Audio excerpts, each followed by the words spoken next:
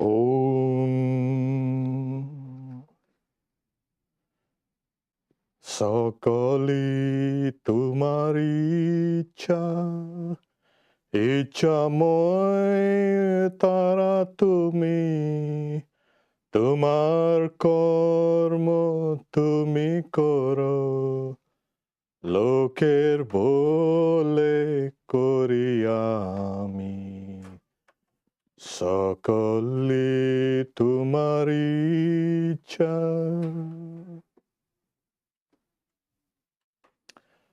O thou Redeemer, thou workest thy work. People call their work as theirs. You are the one who will take us across. This is a song that Sri Ramakrishna used to sing. And for the rest of the music, I leave it to a group of mothers' children, and they will sing for us. Happy Kali Puja, happy Diwali. And I've clubbed both these, Diwali and Kali Puja, into Kali, the goddess, the luminous goddess. And there we have a mother's children going to sing for us.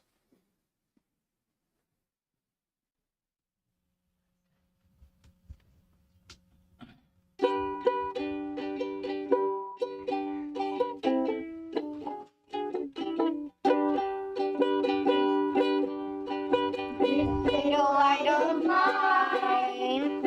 I'm gonna try. This little light of mine. I'm gonna let it shine. This little light of mine. I'm gonna let it shine. Let it shine. Let it shine. Let it shine. Everywhere I go, I'm gonna let it shine. Everywhere I go, I'm gonna let it shine. Everywhere I go, I'm gonna let it shine. Let it shine. Let it shine. Let it shine.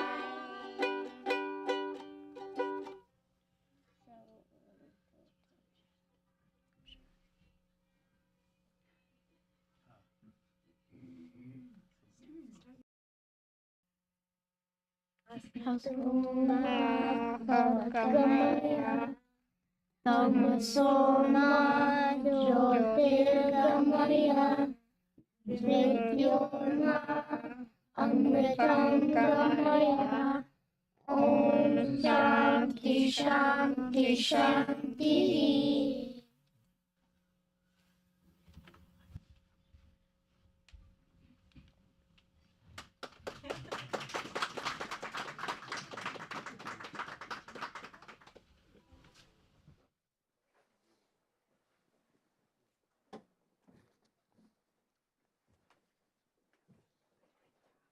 Yes, we hope we can shine that light within us.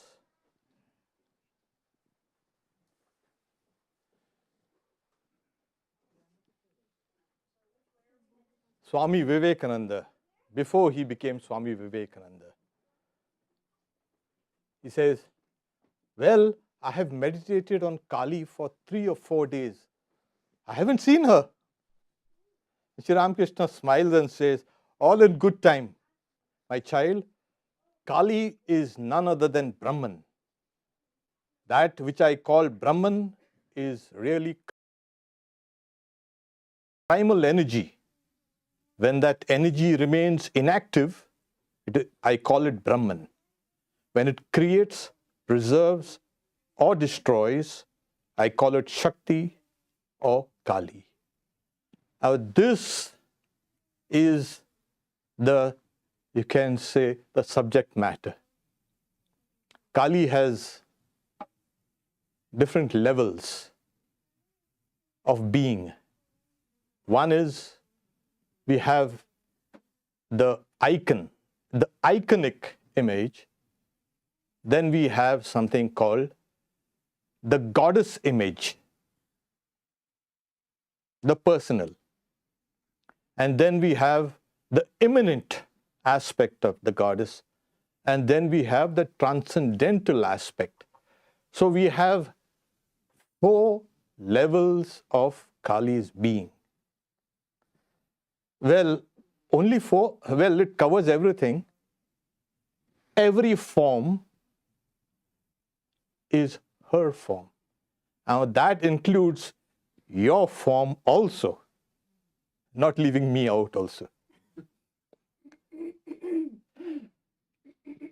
All nature are her forms. The laws of nature are her will. So this is Kali. We'll start with the icon. When you see Lady Liberty, what rises in your mind? Freedom, justice, and all these things. The same way, when you look at Kali, what appears?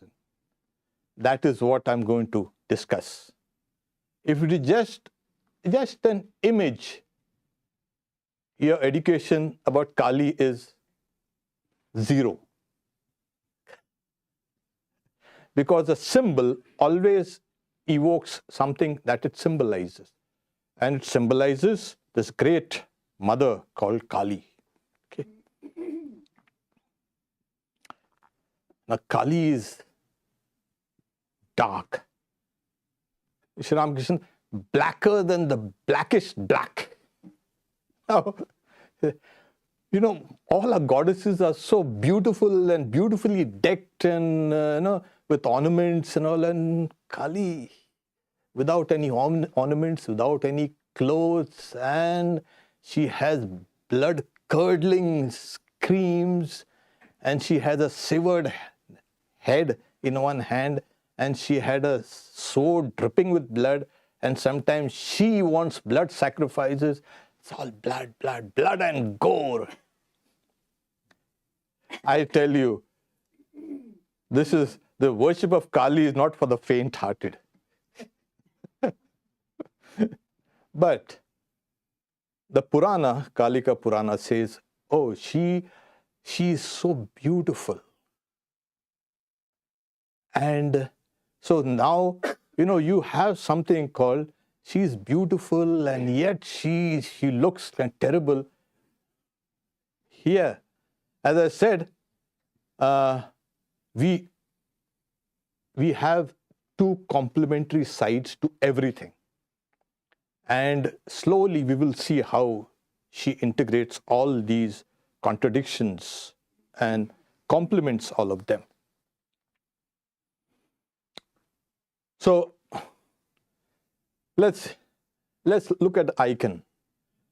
Her left hand, usually her left hand holds that severed head and the sword. The sword is divine knowledge. And the severed head is the ego. To cut the ego, it's almost impossible. It only will come through divine knowledge. People say, oh, the dissolution of the ego, etc. It doesn't come into it.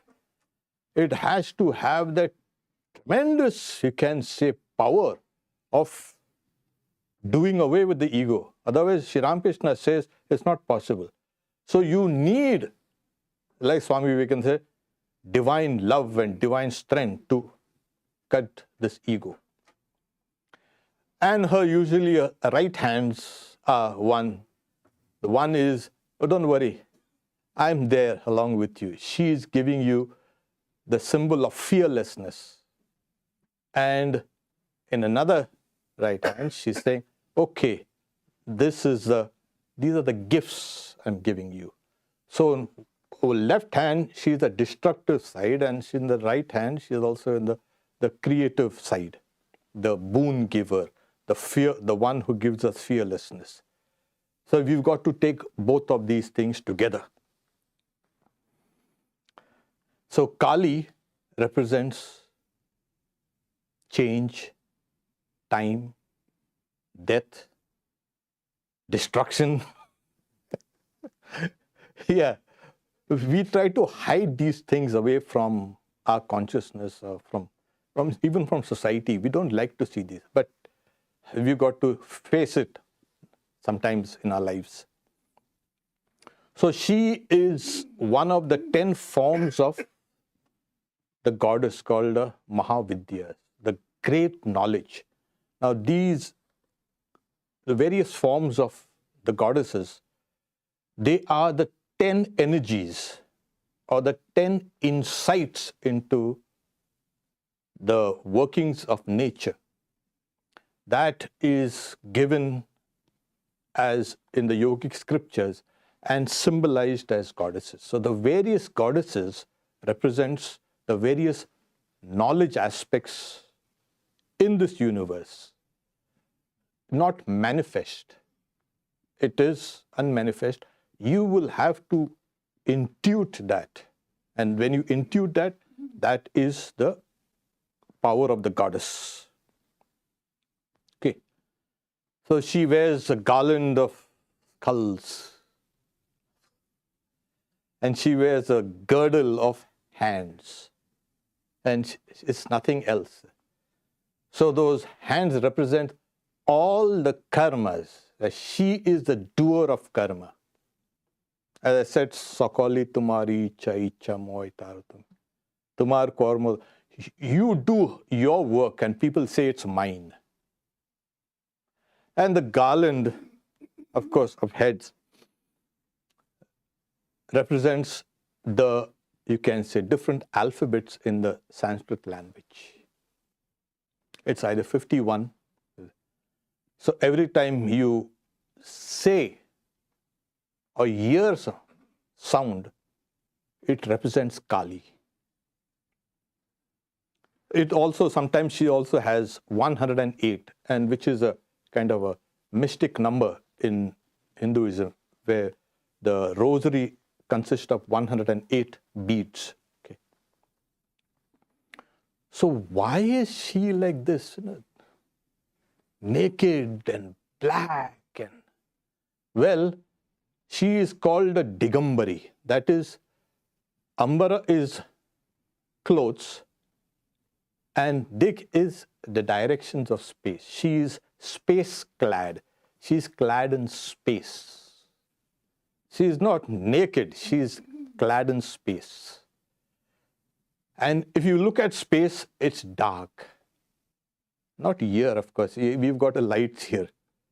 But space is dark. And then we have something called a dark energy, now and dark matter and black holes and all these things are there. So Kali is that formless aspect which has taken form. She also is beyond all distinctions and color and everything. So that's why it's space, it's black. So she has, in her image, it is depicted as a formless, as space. And that's the closest thing that we can have an idea of a formlessness. So she is like that, and yet she appears. The formless appears as a form. Now, which is true? Both are true for Kali. Okay. So Sri Ramakrishna says, that which sports with Kala. Kala is time. So space sports with time, and time sports with space. And that is how we get Kali. So the space-time is her garment. And when she manifests, she uses time to appear. Okay. Sri Ramakrishna used to say, is my Kali naked and black? No. He used to give two examples, illustrations. Space looked at from a distance appears dark, but right here it's colorless. Water appears with color seen from a distance. Looked up close, water is colorless. He also gives, okay, the image of Kali is about 3.5 cubits. That's the size of the image. Again, he gives the example. You look at a sun, it's such a huge thing, but from a distance it appears so small. So Kali appearing diminutive is that you are still very far away from her. When you see her up close, near, then you know she is very close. And where is she now? We'll look into it. Sri Ramakrishna also says, as long as one's mind is turned outside to the external world, you got to accept Kali. Because this is a common sense view of reality. We always say like, okay, we like to have the nice, the beautiful, the sweet things and leave the other things out under the rug. No, that won't do. So Kali represents a totality. Okay. How do we approach this reality? Through prayers. Prayers? Yes, that's the first. Because we find in the life of Sri Ramakrishna, he approached her through prayers, to yearning. Are you real? He's saying, you have revealed yourself to all these poets and saints and Ram Prasad and all that. Are you a figment of the imagination? Are you just poetry? And he used to pray and pray and pray. And she manifested herself. So prayer is the first. You have to pray as not as someone who is distinct and different and something away from me. You have to pray to her as the nearest of the near, as my own. And she will reveal herself. So he's saying, Sri Ramakrishna also used to sing, who can understand what Mother Kali is? Even the 6 darshanas, that is philosophies, are unable to comprehend her. Well, it is difficult, to comprehend this guy. But there is one path. And I'm going to speak about it. One special path, As I said, our manifest self is this. We know what it is. But that's only one side of you. There's another side of you which you know, possibly, but you may also not know it. It's like that yin and yang, You have the one turning into the other and complementing each other, balancing, counterbalancing each other. You cannot have one without the other. You have to have one aspect of yours, which possibly you even don't know. But we do get a glimpse of it now and then.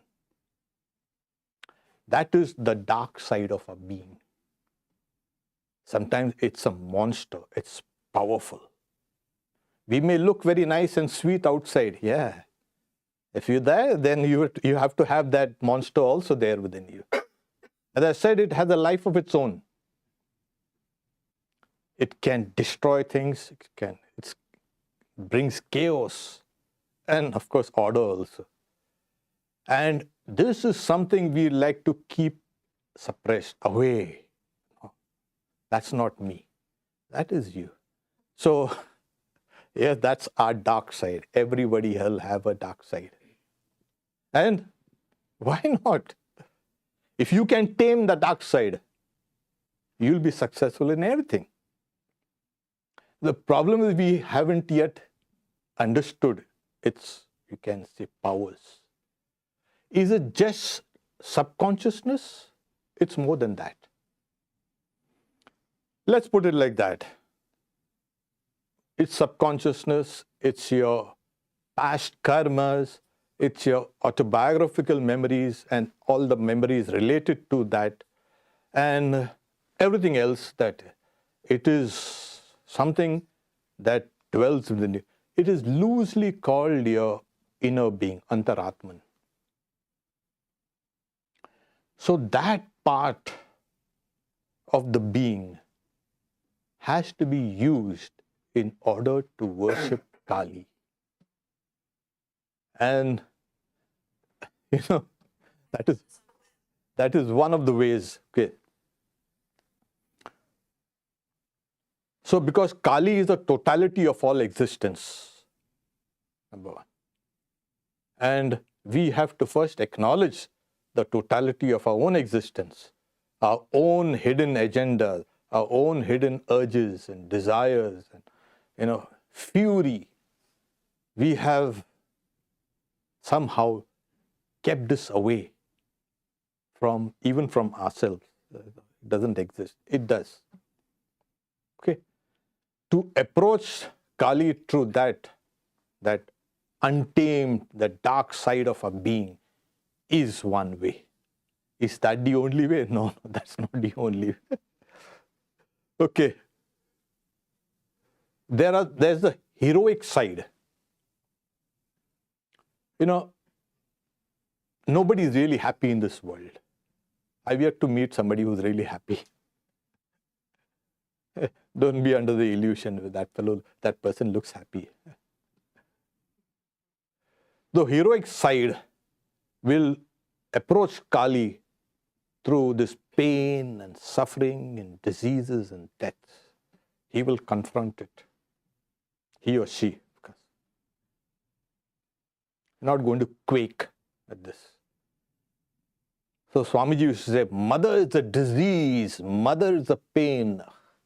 Swamiji can say that, But there will come a time when we can understand that even this is the mother. Okay? So that's reserved for the very few who can really confront the dark side and then use those forces to worship Kali. So you can approach her through any path because she's universal. There's a whole genre of Kali Kirtan, that is songs on Kali, and they are so sublime. You listen to them and you get transported. So you can approach her through music, through aesthetics, to dance, etc. You can approach her through yoga. Sri Ramakrishna says, Mother, you are the mind. What should I meditate with? The moment when you say you have a mind, that mind is Kali, and here it is. So that becomes, and he says, the mind, the intellect, and the soul are one. But he makes a classic distinction. The pure mind, the pure intellect, and the pure Atman is one. So he has eradicated all the distinctions. So the moment you say, oh, she is my mind. Oh, you say, my mind is restless. If you can pray to that, Kali is saying, hey, this is you. This is you. Are you restless? Be calm. And there it is. So in yoga, when you accept that this is you, this is your mind, and that is an aspect of Kali, is Kali, then your mind gets very easily subdued. So yoga also, and then we have something called japa, of course, saying when all sounds are, you can say, manifestations. And she has got one aspect which is beyond all sounds, and another aspect which all sounds in the universe are her being, her manifestation. Girish Ghosh also used to, not Girish Ghosh only, there are some practices in the tantras where you have to go and shout abuses at Mother Kali. That's not meant for everybody, don't worry. But even there, that is also her being. So what's wrong with that? But like I said, it's meant only for the heroic. So this is the icon of Kali. And these are the various, you can say, meanings attached to this, you can say, icon. So she is iconic. Then we come to the next personal aspect, the goddess aspect. Now the goddess aspect, as I said, she has to be everything. She is that Shakti, she is that feminine energy that is all over the. Nivedita once asked Swami Vivekananda about this power in the universe. So he says, there is a power that thinks of itself as feminine and called Kali. So here we have somebody who's saying that, yeah, because he had seen that power. And we have seen how he later writes a poem on this Kali. Okay. So she is a personal aspect. When Sri Ramakrishna used to go to the temple and in Dakshineshwar, some of us have gone there, we see the statue there, the image. But he used to see her as living, standing there, breathing, smiling. How does that image made of stone become living? Yes, that is Kali. So she is associated with creativity and fertility. She is a goddess of death and time and destruction. She is often associated with sexuality and violence, but is also considered a great mother figure. And we have been approaching her as the mother, as Mother Nature, as everything within it. There is a saying, whether she is male or female. Well, so Sri Ramakrishna, he says that in Kamarpukur, in his, you can say, native village, so somebody had put a kind of sacred thread around Kali's shoulder. Generally, it's the males that wear those sacred threads. So somebody said, why have you put on the sacred thread on Mother? Well, I think you know probably Mother is either male or female. For me, I don't know. So she is beyond the defined sexes. Okay. But, there's a tender aspect also. For obvious reasons. Sri Ramakrishna says there's an aspect called the Shama Kali. She is nice, tender, sweet. She has a hair flowing and she looks beautiful, and she is not, you can say, with that terrific look. She smiles and she has compassion. So, and this image is actually worshipped, this aspect is worshipped in every household. So this is the Shama Kali. Okay. Then there's the terrific aspect called the Smashana Kali, the Kali of the cremation grounds. That is, she resides in cremation grounds and graveyards and all, maybe here. And she has these jackals as her companions, and she's, the normal Kali that we see depicted in pictures and all is that Smashana Kali, and that aspect should not be left without being worshipped. At least every day you have to worship it. You cannot leave that image unworshipped. At least light a lamp or something like that, because she is that one with the destructive aspect of it. Then we have another aspect called a Raksha Kali, one who protects. In the times of diseases and deaths and famines and floods and all these things, that aspect is worshipped as benign. Okay. So this is her aspects, a personal aspect. Like you see that image, the icon, she appears the same way as a goddess. Sri Ramakrishna used to see her sometimes as a little child, a little girl. She used to run up and down the you can say, those spires of the Dakshineshwar temple, and with her, you can say, with the jingling feet, she put that jewelry, nupur. And he used to see her sometimes looking towards the Ganges, looking towards Calcutta. She was there. He also seen her as a very little girl. So this is her, you can say, various forms, but she will appear to us the way we approach her. If you want to approach her as a divine, or you can say a benign aspect, she will reveal her benign aspect. Okay. So Sri Ramakrishna says, so at the beginning of creation, she garners all the seeds that she had kept within her and brings out a new creation from the seeds of the previous creation. So she collects all.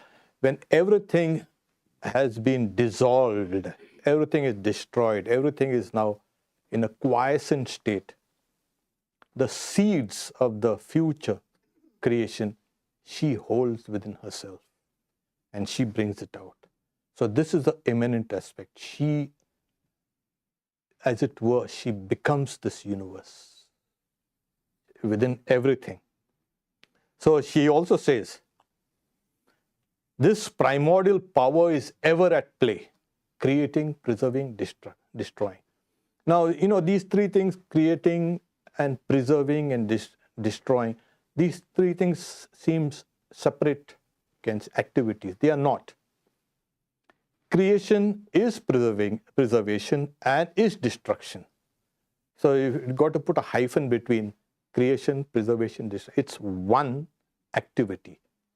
So otherwise you will have problems. You create and then stop creating and preserve. The process of preservation is creation. It's constantly going on. Where it's going on. The moment you see everything being created and destroyed, and yet we have the idea of, yeah, these things are kind of more or less permanent. No, these changes are going on. So she is in charge of this. From the smallest, from the atom or subatom, wherever, to the highest, to the galaxies and whatever is there, she is constantly churning out these things. Because she is creation, preservation, and destruction. And what does she create, preserve, destroy? All these forms. Whatever forms you see in this universe are her forms. And every form has a name. It has a designation. That's even Kali. So all forms, all names are but Kali. So Sri Ramakrishna says, the reality is one and the same. The difference is in name and form.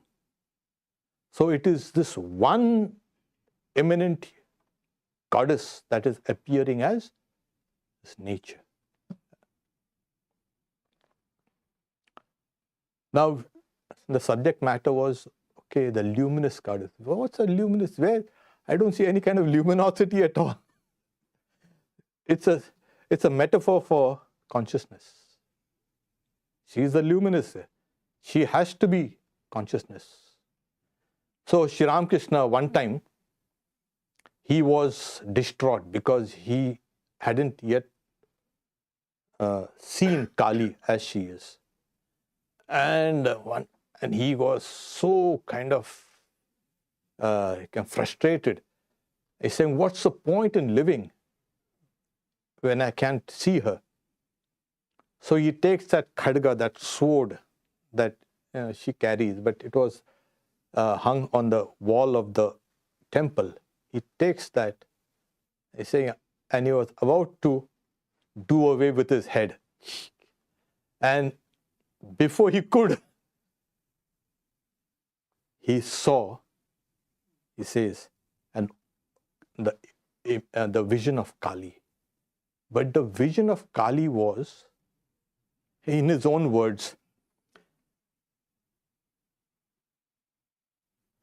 it was as if the room, doors, temple and everything else vanished altogether. The moment he lifted that sword to cut off his head, to kill himself, the temple and everything disappeared.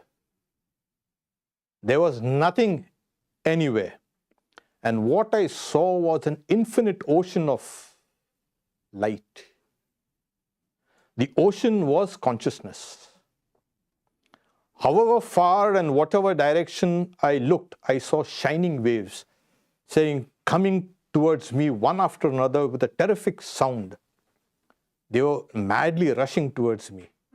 Very soon they were upon me and they pulled me down. He got submerged and he lost all consciousness. So his first vision of Kali was, she was an ocean of light. That ocean of light is the ocean of consciousness. How do we know that ocean of light was Kali? Because when he emerged from that state, he began saying, Mother, Mother, Mother. That was Kali. He saw her form as consciousness. Consciousness does not have a form, but in whatever, it's like water. It takes the form in whatever mold it fits in. So at another time he's saying, I saw everything soaked as it were in the bliss of Satchidananda, that bliss of Kali. So everything, now we see there's no bliss in this world. You better get hold on to Kali. You will find everything as blissful then. And he also says, I saw a wicked person standing in front of the temple. In him also I saw the mother's power vibrating inside. So, as I said, there is no such thing as good and evil, joy and sorrow within her. She has harmonized all these things together. So there was a cat which entered the temple when he was offering food to Kali during the ritualistic worship. And he takes that food which is supposed to be given to Kali and gives it to the cat. The other priest and the officers were horrified.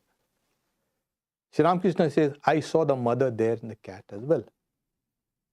So this is her eminent aspect. She is interpenetrating each and every form and everything in this world. Okay. Now the transcendent aspect. Sri Ramakrishna says, Mahakali, and these are the two aspects of Kali. It's called the Great Kali, or the Nitya Kali is the permanent Kali, or the unchangeable Kali. Okay. So he says, when there was neither creation, there was nothing, what existed then? Kali existed in a transcendent form. So he says, there was no creation, nor the sun, the moon, the planets and the earth, when darkness was enveloped in darkness. Then the mother, the formless one, Mahakali, the great power, was one with Mahakal, the absolute. So that's the reason why we have Kali standing on the bosom of Shiva. She is the dynamic aspect of reality and Shiva is the static aspect. Both are necessary. Shiva represents the absolute aspect. She is the relative aspect of reality. The relative absolute play together. The relative has to have a foundation, which is the absolute. And then at one point of, you can say, time, everything merges. The relative merges in the absolute, and they're both.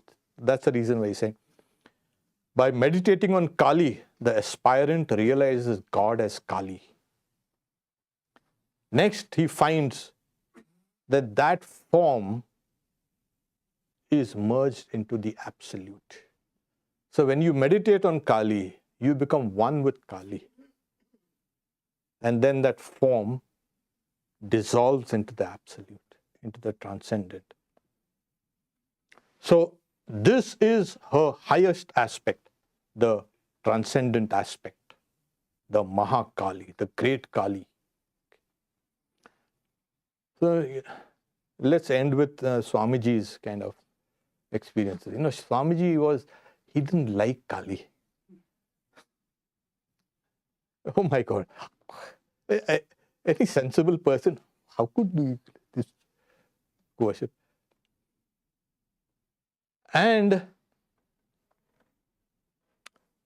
But he went through a lot of troubles. After his father passed away, they were thrown out of their ancestral house. They were left homeless. Swamiji was without a job. Imagine Swami Vivekananda couldn't get a job in Calcutta. He used to go around with in those days, a standard application in his hand. He was hungry. His family was starving. You know, Sri Ramakrishna told him, all your troubles are because you don't accept my mother Kali.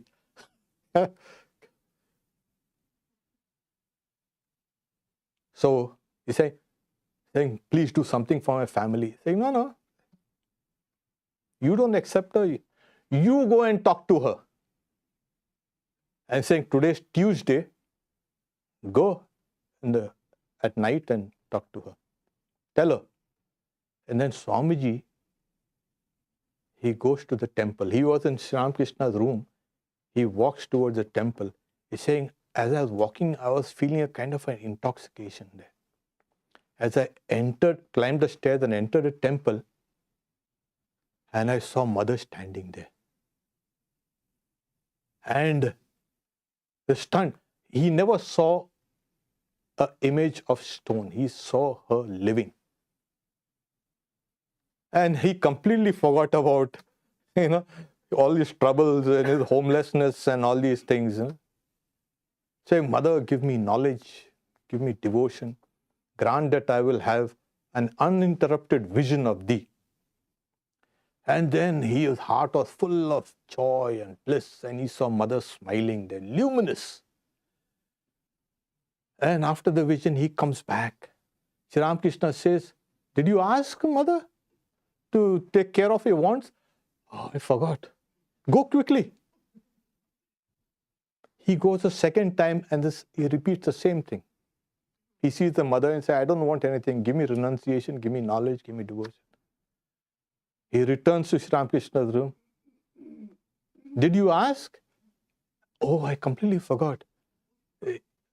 Control yourself, my boy. You go again. The third time he goes. And he's saying, oh, Mother, he felt so shamed. I don't want anything. Just give me your vision, an uninterrupted vision of thee. And he came back. And then Sri Ramakrishna understood. He never asked. So he said, you do the needful. Then Sri Ramakrishna said, okay. So he did the needful. Swamiji says, I was in straitened circumstances. I was in dire straits. And he made me over to her. That is, Sri Ramakrishna made me over to her. And I have been a slave. And she is the one who making me do all these things. So the power behind Swamiji was the power called Kali. One of his disciples said, why didn't you take rest? He's saying, no, no. He's saying a few days before Sri Ramakrishna passed away, the one whom he called Kali came into me, and she doesn't let me rest. She makes me work and work and work. So, Swamiji went around all over the US. There's a Kali going around all over the US. So, at one point of time, Swamiji was in Kashmir, and he was thinking deeply on the goddess. Okay. Suddenly he says, I had a vision of her, and that vision was the cosmic vision of Kali, not the goddess aspect. It was the cosmic. And he wrote that Kali, the mother. I'll read a few lines. And he was so overwhelmed by that vision, he lost consciousness. That is, he went into samadhi. So he writes, the stars are blotted out, the clouds are covering clouds. It is darkness, vibrant, sonant.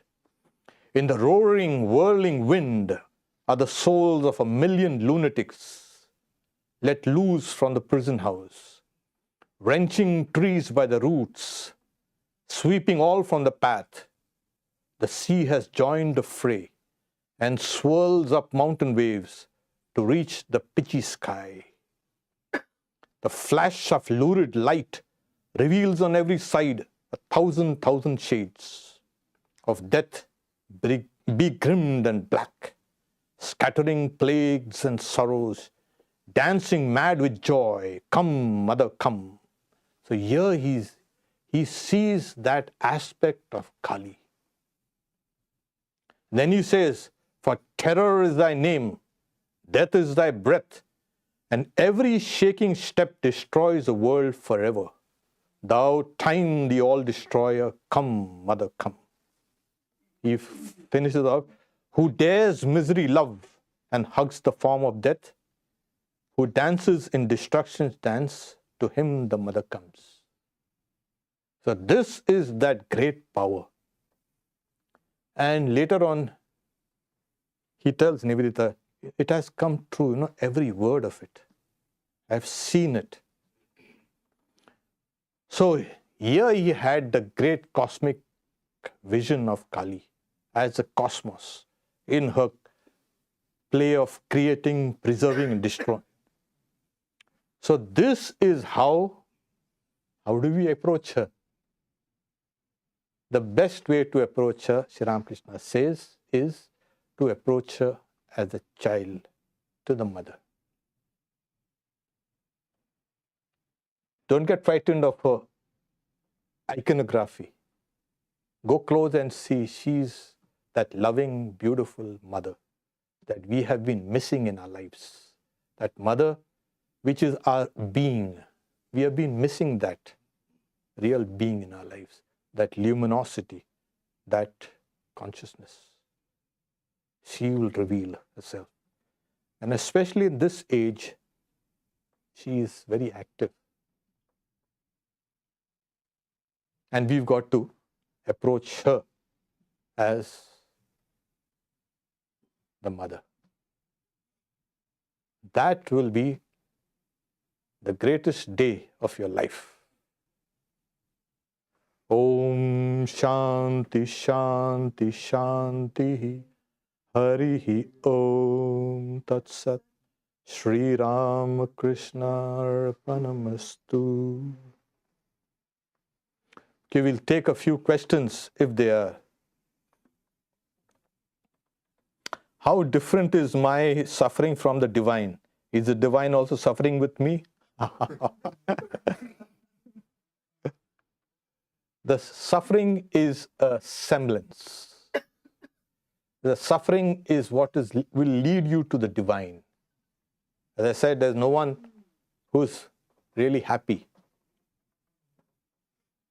Take it as that which will lead you to So divine, from a very, you can say, from the standpoint of bhakti, there is something called, Sri Ramakrishna had cancer in the throat, and then he had a vision of Kali with her neck bent and saying, "What happened to you, mother?" Pain in my throat. She, as it were, she also was kind of suffering from the cancer. But you've got to be like Sri Ramakrishna to understand that. But the divine does not suffer because its nature is divinity. It cannot suffer. The phenomenal world, the world of Maya, suffers. And as I said, it is this suffering that will lead you to the Divine Mother. Yes, if you can really understand that, it's in times of great stress and suffering where you begin questioning what is reality. Yes, everything that you have done has been slipping away from your fingers. What is this?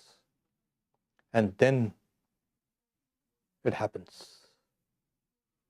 So like Swamiji says, who dares misery love and hug the form of death, dance in destruction's dance, to him the mother comes. Okay. Well, if there are any questions here? Okay, then we can. Yeah. The popular image of Kali is she is in that form and she steps over a body which is sometimes said to be of Shiva. Does it has any metaphorical meaning? Yeah, I just mentioned like the question is whether like Kali is standing on the bosom of Shiva. So Shiva represents the absolute, and she is the relative, the dynamic aspect. Both these aspects form what is the reality. So that is how it is depicted. So she's standing on, she has to stand on Shiva because she has to have a foundation. So that is what is, that's the meaning of Shiva lying flat and Kali. But Shiva is not, Sri Ramakrishna says Shiva becomes Shava. Shiva becomes like dead. But he is in the state of, you can say, what do you say? Transcendent, you can say, absorption. One time, Sri Ramakrishna took Swami Akhandananda, his disciple. He didn't also like Kali. So then he's saying, look at Shiva, see? And he was a worshipper of Shiva. He saw Shiva was actually breathing there, alive, in that same temple. So it takes, as it were, it takes a little courage to look at her in her face and look in her eyes and worship her. But I said she has a benign side also. Look at her and approach her.